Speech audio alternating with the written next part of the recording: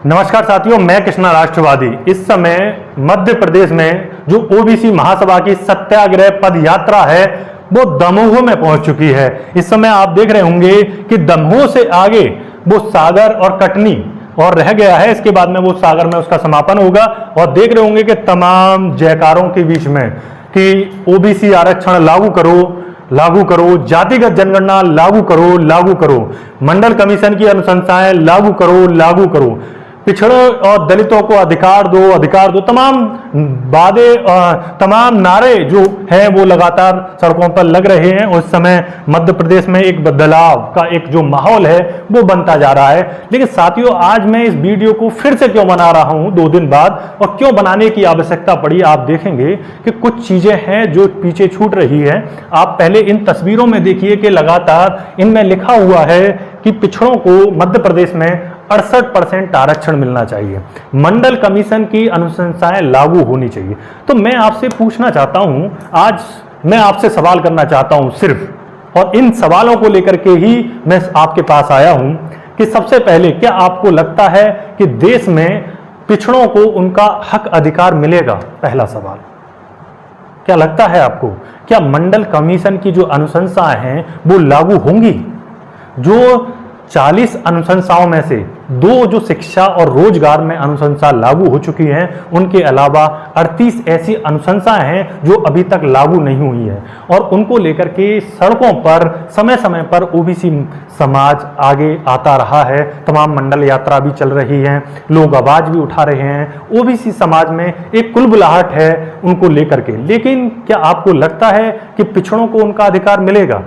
साथ में मंडल कमीशन की अनुशंसाएं लागू होंगी, या जातिगत जनगणना जैसा एक मुद्दा जो बन चुका है इस समय वर्तमान में, जिसकी भारत को आवश्यकता भी है कि देश में जातिगत जनगणना हो।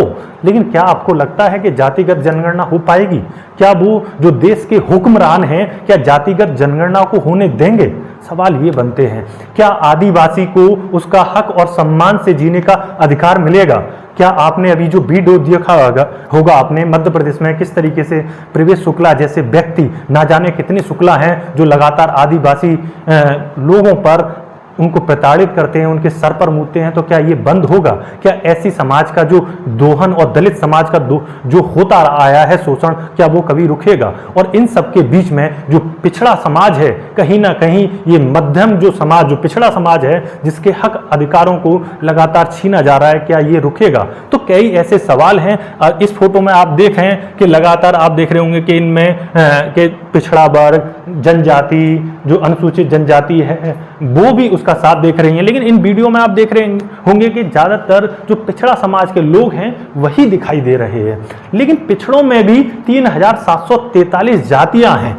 क्या इतनी जातियों के लोग भी, क्या वो जानते हैं कि उनके हक अधिकार खतरे में हैं? और क्या वो इस तरीके की जो यात्राएं होती हैं, जो सत्याग्रह पद यात्रा होती हैं, क्या ओबीसी महासभा निकाल रहा है, तो क्या ऐसे संगठन से भी लोग जुड़ रहे हैं? क्या वो अपने हक अधिकारों को पहचान पा रहे हैं? जैसे मैंने एक सवाल लिया था कि मध्य प्रदेश में 21% आबादी आदिवासी समुदाय की है। क्या 21% आबादी अगर देखें पूरे मध्य प्रदेश में, तो हर 5वां व्यक्ति इस समय आदिवासी है मध्य प्रदेश में। तो क्या डीएम, एसएसपी, मीडिया में क्या डिप्टी सीएम या कोई अन्य पदों पर आपको आदिवासी दिखाई देते हैं? क्या पिछड़े समाज के इतने ही लोग कार्यपालिका, न्यायपालिका, विधायिका, प्रेस मीडिया में ये आपको दिखाई देते हैं? क्या डॉक्टर, इंजीनियर, आईएएस, पीसीएस ये आपको दिखाई देते हैं? क्या जुडिशरी में इतने लोग हैं? क्या कोलिजियम सिस्टम जो लगातार मांग उठती है, तो क्या कोलिजियम सिस्टम लागू होगा, या जो इस तरीके से जो बंद होगा, जो न्यायाधीशों की जो नियुक्तियां होती हैं, कभी वो जो कोलिजियम सिस्टम के तहत जो नियुक्तियां हो रही हैं तो क्या कभी बंद होंगी? तो कई ऐसे सवाल हैं जो आपको अपने आप से पूछने चाहिए। और देखिए, कहीं ना कहीं आप अगर पूरे भारत का एक अपने आप को देखेंगे, पूरे समग्र अध्ययन करके, तो क्या पिछड़े वर्ग को भी उसके हक अधिकार मिल पाएंगे?